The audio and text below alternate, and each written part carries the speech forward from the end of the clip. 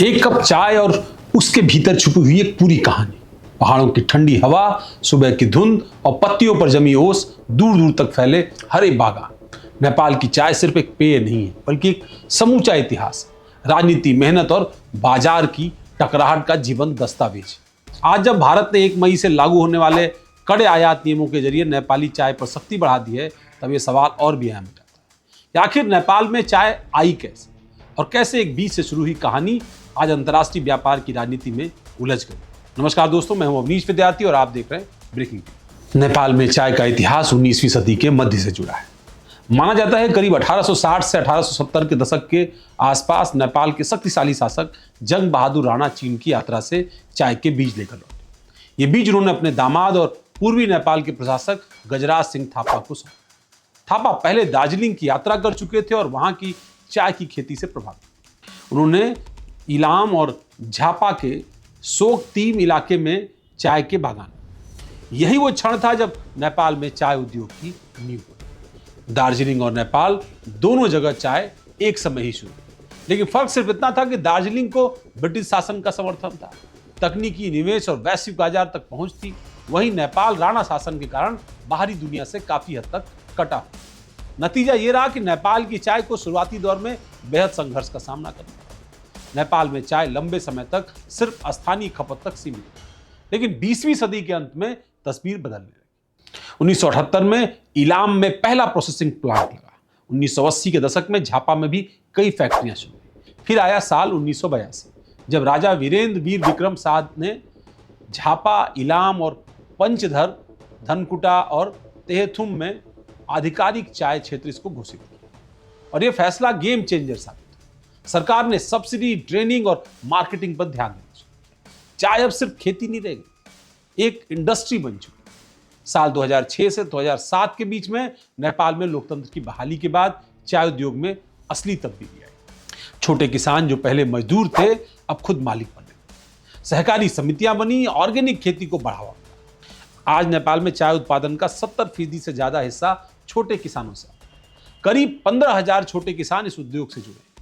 ये सेक्टर 60,000 से ज्यादा लोगों को रोजगार दे रहा है। नेपाल में चाय की ब्रॉडली जो क्षेत्रफल है वो अलग अलग तरीके से। झापा यानी तराई क्षेत्र में CTC चाय, मजबूत, सस्ती और भारत के लिए उपयुक्त। और दूसरा इलाम यानी पहाड़ी इलाके। ये ऑर्थोडॉक्स चाय, नाजुक है, खुशबूदार है और अंतर्राष्ट्रीय बाजार में इसकी मांग है। इलाम की चाय की खासियत उसकी ऊंचाई, यानी जो करीब 1200 से लेकर के 2500 मीटर तक। मिट्टी और जलवायु उसी के अनुकूल है, और यही वो वजह है जिससे अक्सर इसकी तुलना दार्जिलिंग के चाय से की जाती है। लेकिन इसका स्वाद और पहचान थोड़ी अलग है। नेपाल में एक कप चिया सिर्फ चाय नहीं है, बल्कि रिश्तों की शुरुआत है। गांव में चाय का मतलब बातचीत, अपनापन और समय बिताना है।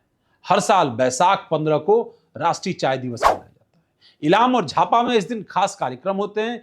चाय बागानों की सैर, टेस्टिंग, किसानों का सम्मान। चाय अब पर्यटन का हिस्सा भी बन चुका है। टी टूरिज्म नेपाल की नई पहचान बन चुका है। इतिहास जितना खूबसूरत है, वर्तमान उतना चुनौती। किसान सुबह 4 बजे उठकर पत्तियां तोड़ते हैं। 1 किलो पत्ती के बदले उन्हें 25 से 35 रुपए मिलते हैं। वहीं प्रोसेसिंग और निर्यात के बाद वही चाय कई गुना कीमत पर बिकती है। कीट, मौसम के बदलाव और बढ़ती लागत से पहले ही किसान परेशान थे, और अब एक नया संकट उनके सामने खड़ा है। रिपोर्ट्स के मुताबिक 1 मई 2026 से भारत ने चाय आयात के लिए नए और सख्त स्टैंडर्ड ऑपरेशन प्रोसीजर लागू कर दिया। अब हर चाय पेय की अनिवार्य लैब टेस्टिंग। पहले जहां एक सैंपल से कई कंटेनर क्लियर हो जाते थे, अब हर कंटेनर अलग अलग जांचा जाएगा। नए नियम क्या कहते हैं? हर खेप की टेस्टिंग अनिवार्य, FSSAI मानकों का पालन जरूरी, प्रति सैंपल 11,120 प्लस GST फीस देनी होगी। रिपोर्ट आने में 15 से 20 दिन का समय लगेगा। इस दौरान चाय को गोदाम में ही रखना होगा। अगर पहला टेस्ट फेल हो जाता है तो दूसरा टेस्ट कराया जा सकता है, लेकिन उसके लिए अतिरिक्त फीस देनी होगी। 2 बार फेल होने पर चाय को या तो नष्ट करना होगा या नेपाल वापस मिलेगा। नेपाल की चाय का 88 से 85% निर्यात भारत में ही होता है। यानी भारत सिर्फ एक बाजार नहीं है, नेपाल चाय उद्योग की रीढ़ भी है।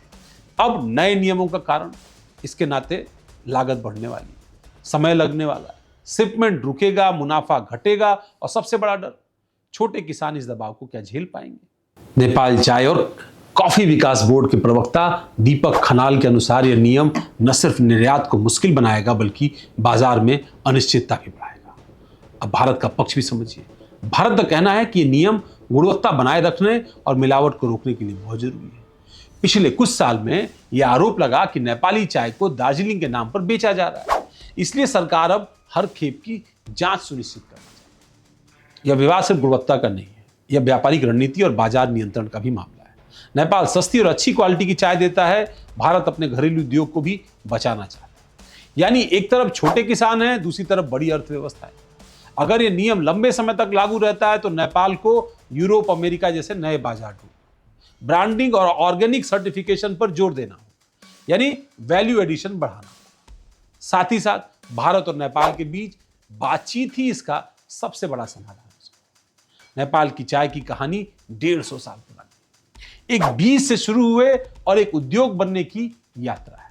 आज ये कहानी एक नए मोड़ पर है, लेकिन इतिहास गवाह है, संघर्ष जितना बड़ा होगा पहचान उतनी मजबूत होगी। अगली बार आप एक कप जब चाय पिए तो सिर्फ उसका स्वाद मत लीजिए, बल्कि आपको उसमें पहाड़ों की ठंडक, किसानों की मेहनत और एक पूरे देश का संघर्ष महसूस होना चाहिए। क्योंकि नेपाल की चाय सिर्फ चाय नहीं है, एक इतिहास है जो हर घूंट में जिंदा है। आपको हमारा विश्लेषण कैसा लगा, कमेंट करके हमें जरूर बताइएगा। नमस्कार, धन्यवाद।